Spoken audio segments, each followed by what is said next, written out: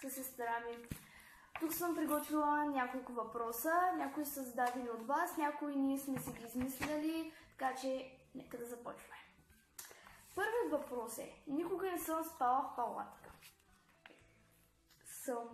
И спахме само веднъж, мисля, че, и беше в двора на баба ми и дядо ми, когато ходихме в тях на гости. И палатката беше за 4 човека. Да, за 4 човека е нашата палатка и камуфлажна.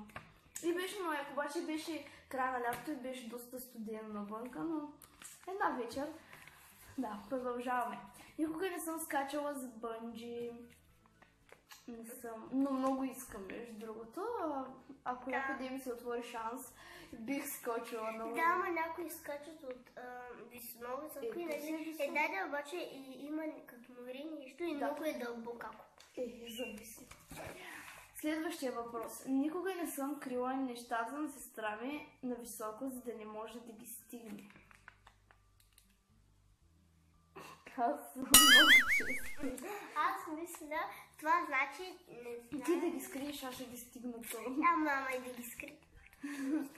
Не съм ходила по пижама в снега. Аз мисля...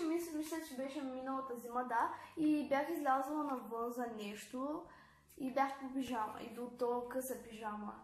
И не знам защо съм излязла, но беше доста студено. Вреда. Съм се виждала с хаштаг Ева. За първи път се видяхме миналата година, 2018 в Силистра, на 1 април. И това беше първият и единствен път, в който се видяхме, но се надяваме сега в Ева Албум Тур 2 да се видим пак в Силистра. Така че, мами, чакаме те. Следващия въпрос е: не съм ходила на море. Мисля, че почти всеки е ходил на море. Ходили сме на различни морета, но... Да, ако някой е ходил... Последно, мисля, че ходихме в Есебър и беше много хубаво. Ако някой е ходил в Есебър, може да пише в коментарите.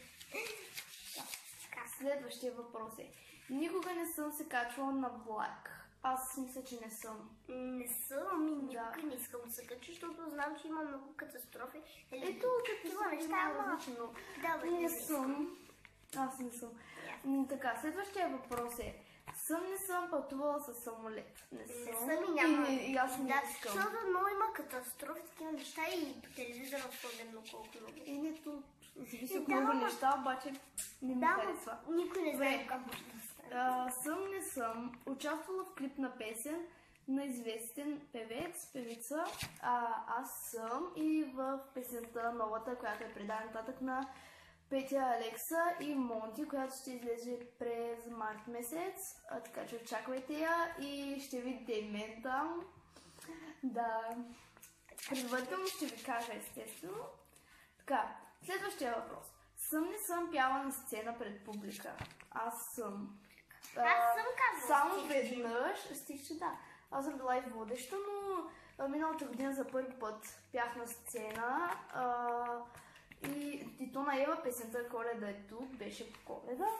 И тази година на 3 марта ще пея "Облаче бяло".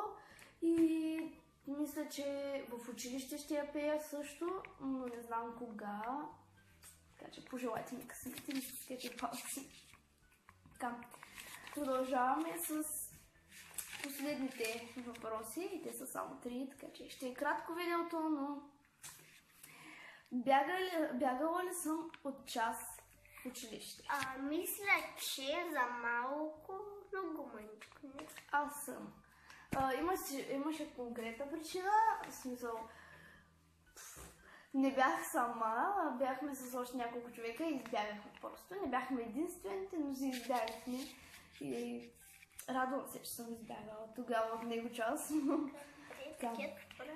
Записвали ли сте... Заспивали ли сте в час? Аз съм села ето така. Аз почти съм заспила на рождения си ден миналата година, мисля, че беше, или миналата би трябвало да е, по история. И слушах госпожата, винаги, когато тя разказва там по история, чете от една голяма дебела книга разни неща. И аз заставам така и я слушам. Слушам и това цяла част хора и аз взех да заспивам тогава, обаче не успях да заспя. Не знам дали ме е забелязала, но... Да, и Много хора са заспивали. Да. От нашия клас мисля, че не, но от 7-ми клас съм виждала как спят в часи. Ама направо заспивали на пълно. Да, и като имахме занимание един път, миналата година вече няма. Един от 7-ми клас, тогава 6-ти, беше заспал и господина отиде да го бутне, да му каже да се забуди, защото спеше. Ама нещо Последния въпрос. Никога не съм се правила болна, за да не ходя на училище. Да. Да. Много. Значи аз нямам претенции да ходя на училище, ставам си рано. Тя не е от тези хора, тя си обича да си спи до късно и не обича да ходи на училище. Не че аз обичам да ходя, но все пак съм свикнала вече. Понякога път. Също така, друго, какво да ви кажам, кога съм се... Няколко пъти се е случвало да се правя, казвала съм, че ме боли стомаха, или пък, че... А пък ти иначе остава ли? Оставала ли си? Да, оставала съм. Да. Може да разкриваш ли? Не знам, не се сещам. В училище мисля, че също съм правила. Съм казвала, че... Да, казвала съм, че ме боли зъба и някак е такива. За зъба не съм сигурна, но мисля, че и това съм го правила. И още всички... Един път се бях направила, че носа ми кърви, хора. Имахме занимални, аз много мразех да ходя на занимални. Това беше по-миналата година. И се правех, че ми кърви носа и каза, госпожо, кърви носа, може ли да се тръгна? Тя каза, то ще мине. И не мога пусна да си тръгна тогава госпожата. Ама коя госпожа? Сега няма да кажа коя госпожа, ама не ме пусна да си тръгна. И се наложи да си направя, че ми е минало. Да. Защото даже не ми... и други случаи мисля, че има. Не те ли е видял как ти кърви, нали? На мен не ми кърви, аз се правих. Как? Не те... Слагам салфетка и госпожо, кърви не са. Да, добре. Видеото е 7 минути, не е много дълго, нито много късо. Да. Хора, ако не сте участвали, това беше последния въпрос. Затова, ако не сте участвали в гивауея ми, в миналото видео, хора, вървете, вижте го, участвайте в гивауея. Един от вас ще спечели моя картичка и още неща. Влезте в миналото видео, ще видите всичко, ако не сте. И ще има линк. И ще има само един победител, само да кажа. Само един. Така че... Линк. много скоро очаквайте. Линк към нейния канал може да намерите в описанието. Хора, абонирайте се.